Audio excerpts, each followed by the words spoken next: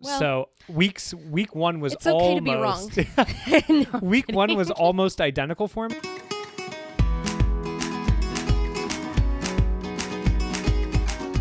Hello and welcome to the Worldwide Honeymoon Travel Podcast, the podcast that talks about all things couples travel, including destinations, tips, advice, and more. I'm Kat. I'm Chris. And this is episode number 246. It is barely past 5 o'clock here, and we barely have sunlight. I know, it makes me, like, this time of year, the seasonal depression, man, that hits hard. Because I love a good time. I love a good time. I love a good time. I do, but I love the summertime. Christopher. I love the summertime because the sun doesn't set until like 9:30 here. Yeah. Yeah. And then when we go over to France next year in the middle of summer for the Olympics. It'll be like 11 o'clock. Oh my gosh, it's amazing. I love that the sun, I love a good amount of sunshine. So we need to go to like Alaska where they have sunlight for like 21 or 22 hours out of the day. yeah, so I can like, whenever my insomnia kicks in and I'd like to do my French lessons in the middle of the night, I can just, instead of waking you up with the phone light, I can just head outside in the broad daylight at 2 a.m. Do you do speaking practice in the middle of the night? No. What about listening? Sometimes if I put my headphones in, but yeah. Mostly it's just vocab? Yeah, and I don't do it every night, but sometimes I do.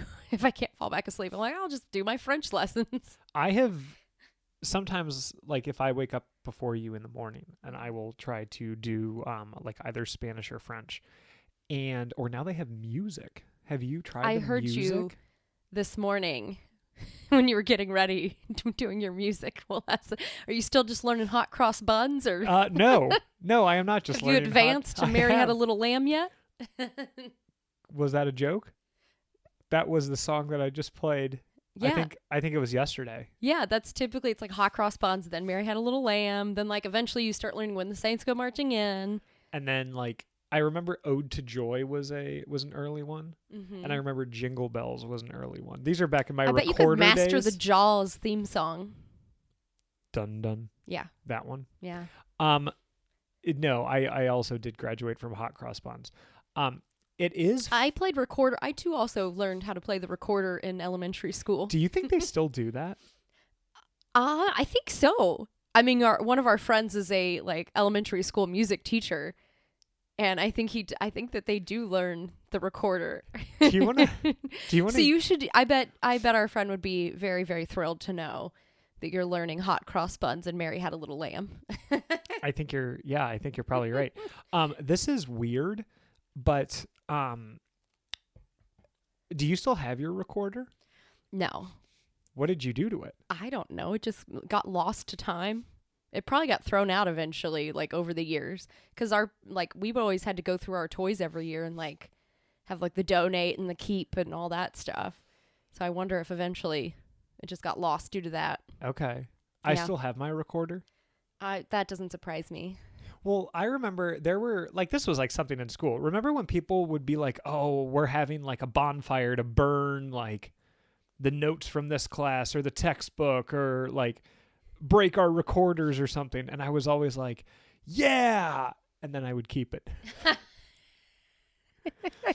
It was also like Did you guys ever actually have a bonfire to burn your notes or whatever? If we did, I was not invited. We always talked about it for certain like really difficult classes, and then it just like never happened. We would just joke about it. maybe other kids were invited to the bonfire, but I was not invited to the bonfire. Is this in your sister's museum?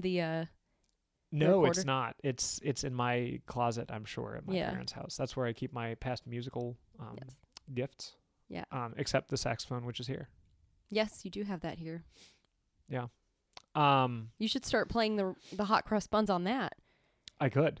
But I also think I learned about that too, because isn't that like some of the first songs you play when you learn an instrument? Yes, it is. Yeah, and then Mary Had a Little Lamb, then when and on and on and on, but yeah, because I know in middle school when we pretty much all of us had instruments, then like on the clarinet we learned how to play all of that. So something you and I have talked about this for a little while. Like I am in this like not musical discovery phase because I did play an instrument growing up, but I I've played the saxophone a couple times since I brought it to our place, but it scares our cat like no other. He just, and it's not like, oh, I'm scared of the vacuum cleaner, I'm going to go hide under the bed. He just runs he does around. Get very scared of the vacuum cleaner. When I've played the saxophone, he just runs around aimlessly. Like, and he's not hiding or anything. He's just running around. And I'm like, I can't do this. So then I was looking at how to play a saxophone quietly in an apartment. And there is it looks like almost like a igloo ice cooler sort of thing that you put your hands through, and you're essentially playing it inside of this like contraption that like muffles the noise. And I'm like, that's a lot to do. A keyboard, and I've been on a keyboard kick as of late, but I didn't realize how expensive keyboards are. But I'm trying to find like an instrument that is both not terribly loud, that would allow me to like work through my musical things. Maybe a harp, but a harp is very large. Probably also very expensive. Expensive. So I'm looking for an instrument, not a kazoo, not a harmonica, not a triangle, no percussion, that I can do, and I'm coming up short. So if anyone has any recommendations that won't make a cat just run around aimlessly, not maybe knowing like what to do. Maybe a ukulele. Ukulele thing. Oh my gosh, I feel like every college, like university, has someone learning how to play the ukulele. That's just a given. Yes. Did you have that on your campus as well? Yes, we did. Yes. Yeah. Yep. Anyway, what any highlights for this week? Yeah. Let me think. If you know your highlight, why don't you go first? I actually forgot to think about this beforehand. Okay. Yeah, we went to like a charity raffle thing with the band. That was a lot of fun here in Cleveland. We both won a basket, one of the raffle baskets. Christopher got the margarita basket. I think this was my highlight. But you put like all your raffle tickets in there because yesterday we hosted a Friendsgiving taco fiesta, is what we always call it, because none of us wants to make a turkey, so we always just make tacos. And that's always a lot of fun. And Christopher was like, oh, I'll just put all my raffle tickets in here, and if I win it, like at least I've got like, we don't have to buy the stuff to make margaritas tomorrow. It came with limes, margarita mix, and tequila. And I was like... And two of the best like... Restaurant style margarita glasses. I love that so much, and I will be using those this summer. There you go. And then I won a cozy night in with like a blankie and like, some tea and mugs and like pasta and pasta sauce and stuff. So I'm really excited to use that. Yeah. And am I going to get to use that as well for the cozy night in? Sure, but I think we're gonna plan a cozy girls night in. We're planning a men's rough and tumble night out. I don't know. We were trying to picture what was the opposite of a cozy girls night in. Yes. Because we thought like all of us ladies would get together and watch Pride and Prejudice, the 2005 version, obviously. And then because none of you guys like to watch it. And then, then make pasta and pizza rolls because like, why not? That's amazing. And have some tea. Make it cozy. We have so many blankets that I'm sure there's enough blankets to go around for all, because I do love a good blanket. That's a good true. scarf for a good blanket. So that was fun. And then also the Friendsgiving last night was a lot of fun too. Yeah. We played Pass the Pigs. Do you have anything else, or do you want to hop into the episode? Let's hop right in. Alrighty. So way back in episodes 114 through 119, we played a little game. And we talked about how best to spend 2 weeks on a given. So this topic has generated a lot of commentary, a lot of discussion, some feedback. Mm-hmm. So now we are imagining how to spend 2 more weeks. So you've already spent 2 weeks on a given continent, and now you have the opportunity to return. Last week we talked about North America. Mm-hmm. And now we are talking about South America. Yeah. I think you went first last week. Is that right? Yes, and I believe this was kind of the order we did it the last time we recorded, because I've been re-listening to the episodes we recorded previously and took notes so that we could make our notes for this week's episode. So I went first last week, as well as the last time we recorded the North America episode. So it's your turn to go first for South America. All right. So last time.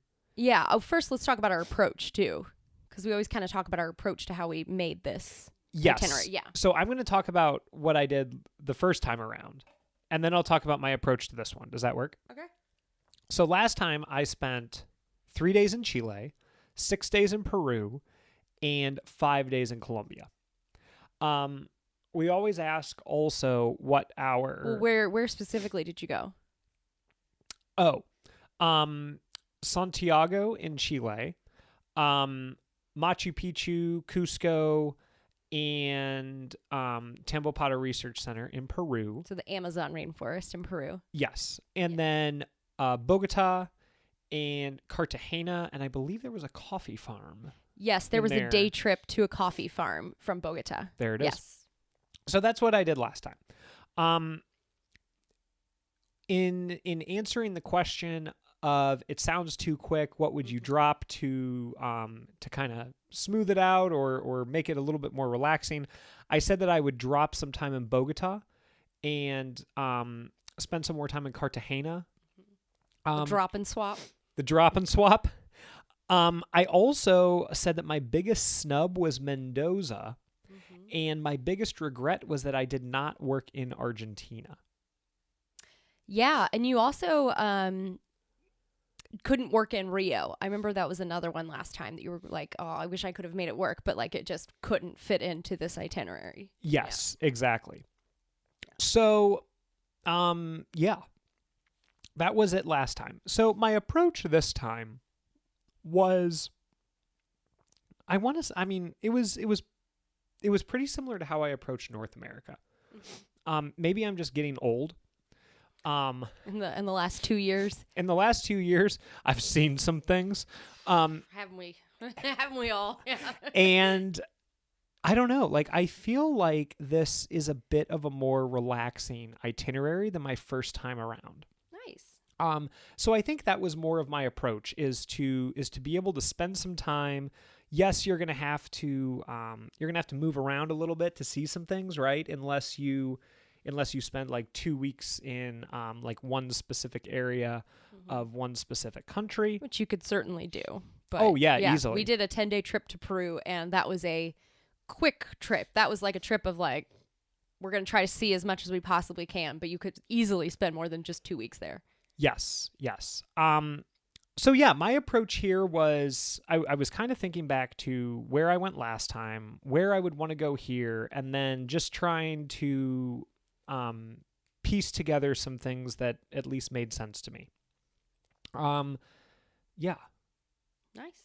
Let me go ahead and start. Kick it off. Yes. So first of all, I will say that we are hitting up 3 countries. Okay. In 14 days. Okay. So similar to Central America. Similar to Central America, or similar to my North America itinerary, which was 3 countries. Also, I will say similar to last time's South America itinerary, which was also 3 countries. But I will also say, just to kind of give a little preview, it's kind of cheating to call it visiting 3 countries, but I'll let you know. So stay tuned. Okay. So starting off, day number 1, and this is actually going to be days number 1 and 2. Okay. You are going to start in Rio de Janeiro. Oh, nice. Yes. Because when you started talking about your itinerary, like the approach and things, I was getting worried that we were going to have the same stuff. And I was like, all right, Rio, good. All right, it's not going to be the same. Okay, well, good. That's a relief. Yeah. So days 1 and 2, I wanted to start in Rio. And this is really going to be more of the like city style part of the trip here. So there's Sugarloaf Mountain, there is Christ the Redeemer statue, there's the very famous beaches, Copacabana, Ipanema, and then you also have some pretty great food options here. There's a lot of Bib Gourmand or Michelin starred restaurants. There's soccer. There's the football. As David would say, our nephew. So you have a lot of different options here. for the first 2 days. I mean, Rio is a massive city. And yeah, you have the opportunity to see some of the more famous local landmarks. You have the opportunity to kind of chill on the beaches, enjoy the food, all of that kind of stuff. So those are days 1 and 2 in Rio. Day 3 is a travel day, and you are traveling to Iguazu Falls. Okay. So not terribly far from Rio. But you're going to be traveling to Iguazu Falls, but on the Argentinian side. So this is where I was like, this is like kind of the same, but like it's also like, it's not like you're going to like Buenos Aires or something at this point. Okay. So day 3 is traveling to Iguazu Falls. Day 4 is experiencing Iguazu Falls from the Argentinian side. Okay. So there are a lot of, there's a lot of different articles out there that talk about if you have a day to see Iguazu Falls, should you try and see Argentina and Brazilian side? Should you just do Argentinian side? How do you do it? Should you just do Brazilian side? So there's a lot of different opinions out there. There's also like, which is the better side? It's kind of like going to Victoria Falls, but you could easily see Victoria Falls in a day, both sides, which is nice. Yes. Yeah. Although, let me ask you this. If, like, doing it again, would you have wanted to just spend time on the Zambian side one day and just spent time on the Zimbabwe side another day?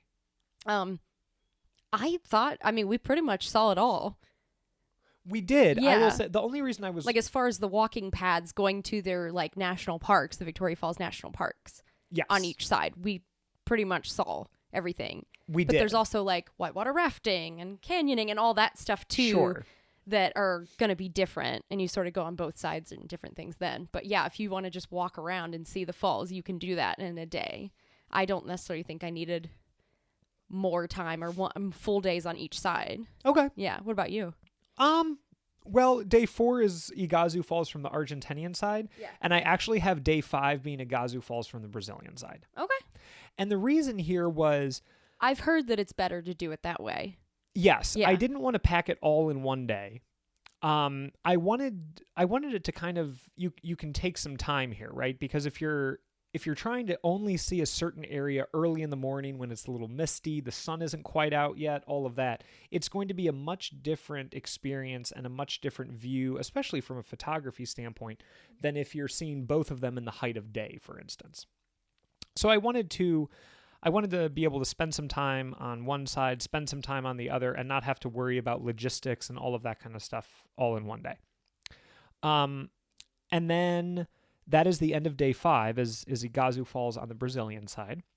So you said day 3 was just a travel day to get there? Correct. Does it take a full day to get to Iguazu? No. It does not from Rio. I want to say it's maybe like a 2 or 3, 4 at the most hour flight. It's not... Because you could probably have time to do like an evening cruise or something like that. Yeah, absolutely. It's not a travel day in the sense of like you are traveling all day.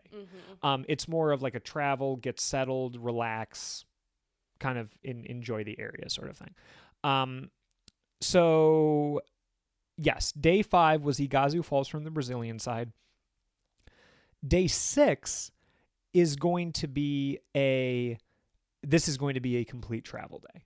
Okay. And this is just one of those where like I was looking around at different things and I was like, I always forget how massive South America is. Yeah. It's a very lengthy. Massive. Yeah. Place. Right. So day 6 is traveling from Iguazu Falls to Quito in Ecuador. Okay. And looking at some of the flights, it could be like anywhere from like 11 to 13 hours to get there. Yeah, that makes sense. Right. So this is your travel day. Yeah, because there's no like direct flight from Iguazu in Brazil to Quito, right. Ecuador. Like you're gonna have a layover either in Buenos Aires, Rio, yeah, Bogota, Asuncion, something somewhere. Yeah. Yes, exactly. So day 6 is just traveling, and then you'll probably, you may have time for dinner in Quito depending on your flight. You may not, but you're just getting to Quito.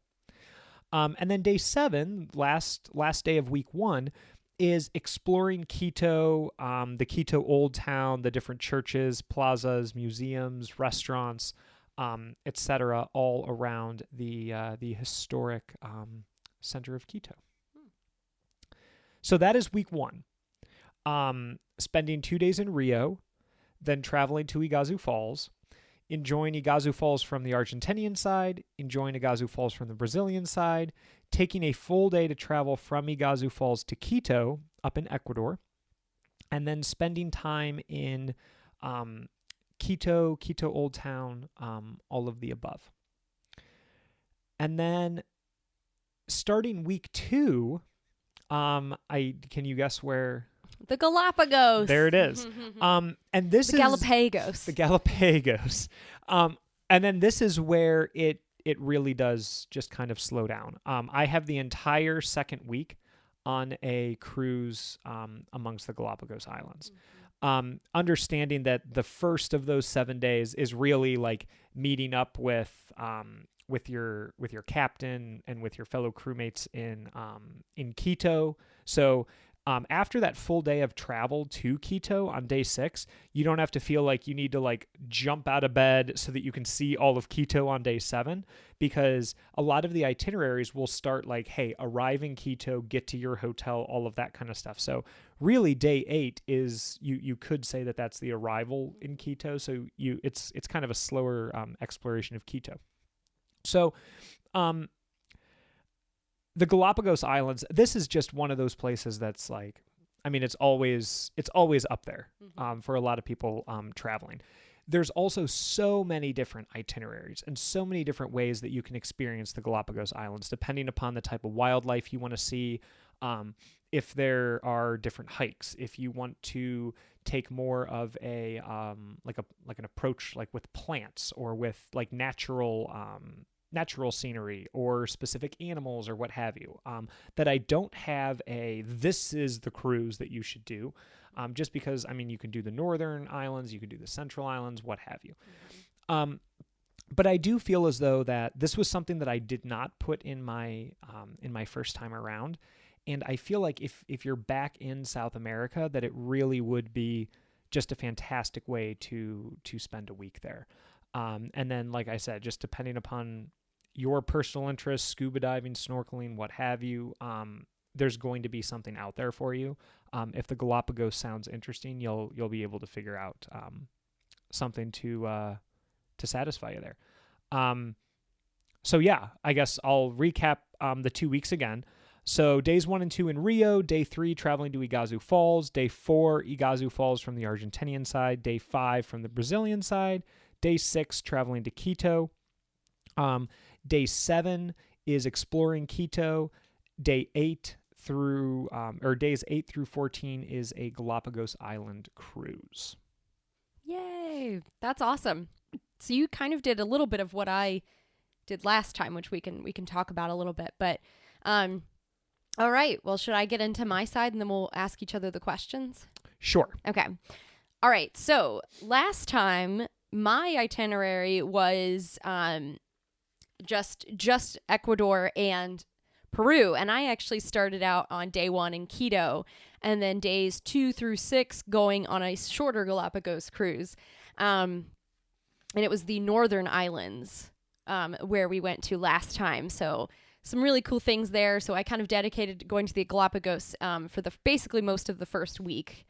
So days 1 through 6. And then day 7 was getting to Cusco and adjusting to the altitude. Day 8 and 9 was a 2-day, 1-night tour of the Sacred Valley and Machu Picchu. So day 8 would be Sacred Valley all day. Day 9 would be Machu Picchu, and then ending back in Cusco that night. And then day 10, you're heading to the Amazon. So actually to Refugio Amazonas. Like the sister lodge to Tambata Research Center, and then staying there on day 11, and then days 12 and 13, the Tambopata Research Center, and then day 14, heading to Lima and exploring before flying home after that. I said that if I needed to shorten anything or take out something to make it a little bit more relaxing, I would have taken out Refugio Amazonas and just did Tambopata Research Center in the Amazon and explore there. My biggest snub was Buenos Aires, Iguazu Falls, most of Argentina in general, Patagonia, all that. And then I also was sad I couldn't get Rio in there as well. And then my biggest regret was not having any Argentina. Okay. Yeah. Yeah. So we both, our first itineraries, we both regretted not having Argentina in there. I will say that I remedied that with an asterisk because it's like right, short little, right over the border. Yeah. Right. Yeah. But so that is surprising because you talked about how much you were like, oh, there's so much Mendoza and all this, and I thought you would have had Mendoza at least in your itinerary. I know. Maybe some of Patagonia. So I was surprised when you, instead of, you leave Brazil and go to the Galapagos. I mean, I'm not terribly surprised. The Galapagos are great, and you didn't talk about it last time. Yeah. So that makes sense. But so that's great. We're definitely going to have a different itinerary because we don't talk about our itineraries beforehand to each other. So I'm always a little nervous. Like, I don't want them to be the same, obviously, because that would not be an exciting episode. So anyway, my approach this time was kind of to remedy not having Argentina in there. So there's a lot of Argentina. I have 2.5 countries, kind of similar to you in that regard. But yeah, I wanted it to be fun and get to really enjoy some of the wine, coffee, culture, and beautiful scenery of different parts of South America. So should I just dive right in? Go for it. All right, day 1, Buenos Aires. So day 1 and 2, you're actually in Buenos Aires for 2 full days. There's lots to see and do in the city. Great food, great neighborhoods like La Boca, where there's lots of street art and murals and colorful stuff. Lots of color. Tango. I mean, learning to do the Argentine tango. Going on a food tour is a great idea. There are San Telmo Market. Of course, there's soccer games. If you can catch a soccer game while you're down there, that's pretty cool. I think taking a food tour would be really, really cool because then you can try things like mate,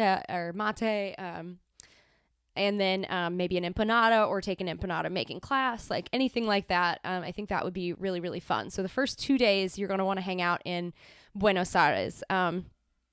Really, really cool. That would be a really neat thing to see. So yeah, so day 3, you're going to take a short 2-hour flight. I recommend doing this in the morning. And then you arrive in Iguazu Falls on the Argentinian side. Okay. And so on day 3, I recommend doing the early flight so that you get there. It's not too far from Buenos Aires. And you're going to explore the Argentinian side of the falls on day 3. Okay. Day 4. Oh, hold on. Sorry. Can I ask you a question? Yeah. So you are both traveling to Iguazu Falls and exploring Iguazu Falls all on day 3? Yes. Okay. Because you could get a pretty early flight. I mean, there are some early flights that are direct from Buenos Aires. So you can just go. It's a 2-hour flight and then you're there. So you can spend the rest of your day in the Argentinian side of the falls. Awesome. Yeah. Maybe an evening sunset cruise, something like that. Day 4, Iguazu Falls, the Brazilian side. So that's kind of our 2.5 here. So yes, we did include.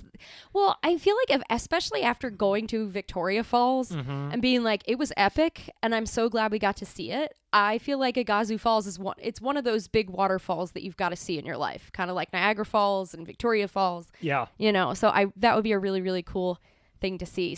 And of course, if you're going to go all the way there, you may as well see both sides. I agree. Yeah. So definitely taking the 2 days there to see the Argentinian side and then having the Brazilian side as well. And I did the Argentinian side the day you arrive because you're flying into the Argentinian side. So might as well explore it versus then you can get up earlier on the second day and like get over to Brazil, because you'll probably have to go through customs. Well, you will have to go through customs and immigration, not probably, and do all of that. So you've got plenty of time to get through all of that on day 4.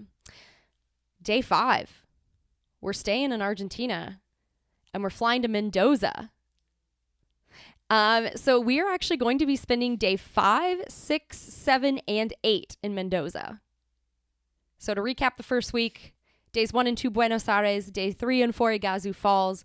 Day 5, 6, and 7 are in Mendoza for the first week.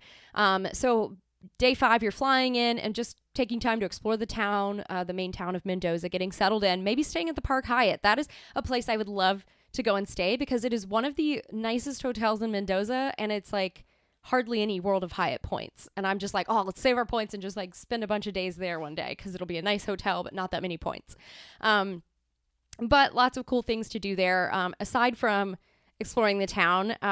Day 6 and 7, I recommend checking out some of the wine in the region. It's known for Cabernet Franc and Malbec, a lot of nice red wines, which are great. There's the Maipo, the Lujan du Cayo, I'm not sure. And and then the Uco Valley. So 3 main areas or subregions that you go to for wine there. So picking one or two, you can either do a bike tour, have a private driver, do a group tour of some sort, where you can spend the day exploring. So day 5, you're going to explore Mendoza, the city, and then day 6 and 7, do wine visits, checking out the wineries in there. And it's going to be stunning because you have the Andean mountain range right there in the background with the vineyards. Of course, I've never seen an ugly wine country. No, ever. I haven't. But day 8. Hold on, can I say something before you move into week 2? Yeah. I will show you my notes after the episode. I have Buenos Aires scratched out for day 1, and I switched it to Rio. Yeah. And then I was going to go down to Mendoza again. Mm-hmm. Well, so week 1 was it's okay almost to be wrong. No, week 1 was almost identical for me. The reason that I'm glad that you changed your mind because I wouldn't have wanted it to have been identical. I am too. The reason that I did change my mind is because I knew that I wanted to do the Galapagos on the back half of this itinerary, and it was going to be a little bit rushed going from Mendoza up to Quito. Mm-hmm. So that's why I changed it to Rio and then all of that. So yeah. Yeah. And now that I think about it, so day 8 is another day in Mendoza, and this is actually going to be hiking to Mount Aconcagua. It does take about 2.5 to 3 hours from Mendoza to get there, and then 2.5 to 3 hours to get back, and it is about a 6 to 7 hour hike, so it is all day.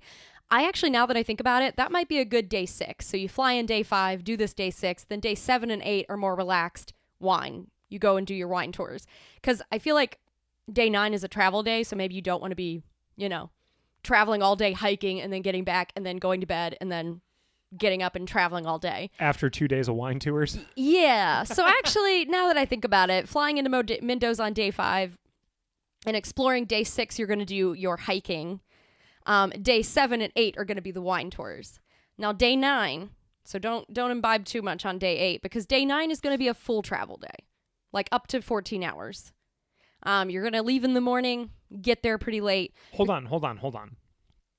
You're in Mendoza right now, and it's a full travel day. I'm trying to guess it. Okay. I want to say Colombia. Yes, we are going to our last country, which is Colombia, but we're traveling all the way to Salento. Oh, wow. Okay. So that is known as the big coffee area of Colombia. So you're, again, all day travel day for day 9. So days 10 and 11, you just have in Salento. And this is your opportunity to visit coffee farms, get to try amazingly delicious Colombian coffee, and then also go hiking in the Valle de Cocora, which has the tallest wax palm trees in the world. So you can do a little bit of hiking, enjoy the coffee around the area, maybe stay at a coffee farm. I think that would be a lot of fun, exploring the town of Salento as well. So days 10 and 11, you've got the opportunity to do that.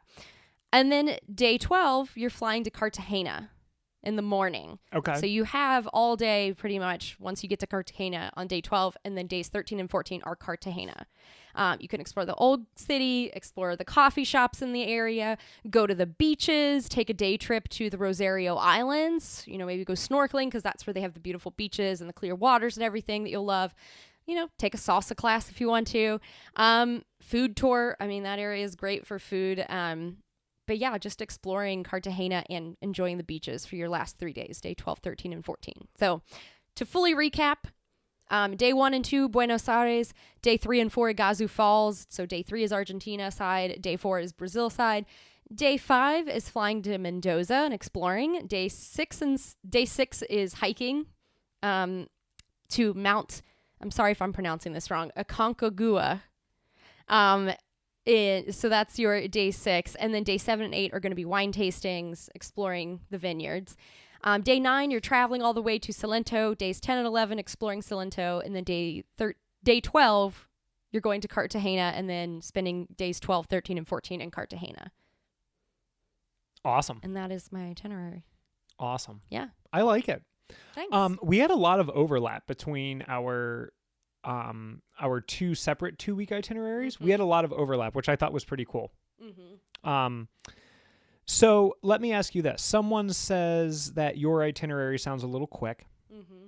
What are you going to drop to slow down the pace? You know, at first I was going to say Iguazu Falls, but I feel like that's such a bucket list destination. Got to do it. I think I'm going to have to drop Salento. Okay. And in favor of either spending an extra day in Mendoza and then an extra day in Cartagena, or spending the rest of that time in Cartagena just so you can relax and go to the beach and, you know, do that sort of thing. Okay. Yeah. Okay. What about you? In your itinerary? You know, this was hard for me because really I don't think that this is a quick itinerary at all. Mm-mm. And I was thinking, I'm like, because it's 2 days in Rio, travel, 2 days in Iguazu Falls, travel, and then the next 8 days you're spending time in Quito and on the Galapagos Island cruise. Mm-hmm. And I'm like, how am I going to slow that down, right? And originally I was thinking about, okay, you could visit one side of the falls. Mm-hmm. But to me, then that it's, like, again, what's the point? I mean, it's cool to see, but it'd be better to see both sides. it would be. And like, or even if you spend 1 day at Iguazu Falls instead of 2, like, then that day is even more rushed. And then you're only spending 2 nights there rather than, like, you don't really get to settle. I don't think I'm dropping anything. Yeah. I really don't. Like, Okay. I think that if this sounds too fast, maybe instead of like planning to explore Quito on that day, you just make it like a chill day. Like you go to the spa or something, like, you know what I mean? Like, I think that is what I would do. I wouldn't change the itinerary, but I would change what you do that day. But yeah, what was your biggest snub? I would say my biggest snub is, again, Rio and just exploring Brazil in general. It's a huge country with lots to see and do. Sad that I couldn't fit it in. And then also Patagonia, because at first I was like, oh, it'd be so cool if you could do like, you know, if you could find a way to do a week in Argentina and then add on Patagonia. And I was like, no, because Patagonia that would be a whole week on its own. Yeah. Almost. Maybe your third time around, you go do Patagonia for a week. Sure. And, you know, do some other things, and maybe do Brazil for a week and Patagonia for a week. I don't know. But those were my 2 biggest snubs. What about you? My biggest snub was Salar de Uyuni, the salt flats in Bolivia. Yeah. There are just some epic photographs of that place. I've seen people that go after it rains and it looks like a giant mirror. Yes. That looks really cool. And I'm like, that would be really cool, especially to be in like a Jeep or another like off-roading vehicle. Yeah, I don't know.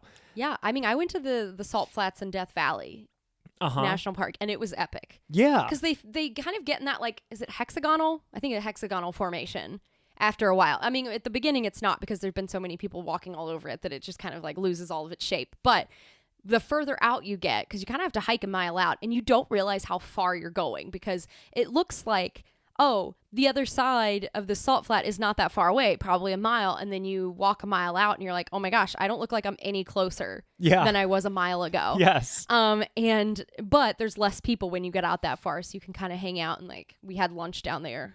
Oh, got cool. quite a bit of sun. We did not realize how much sun we were going to get even in February.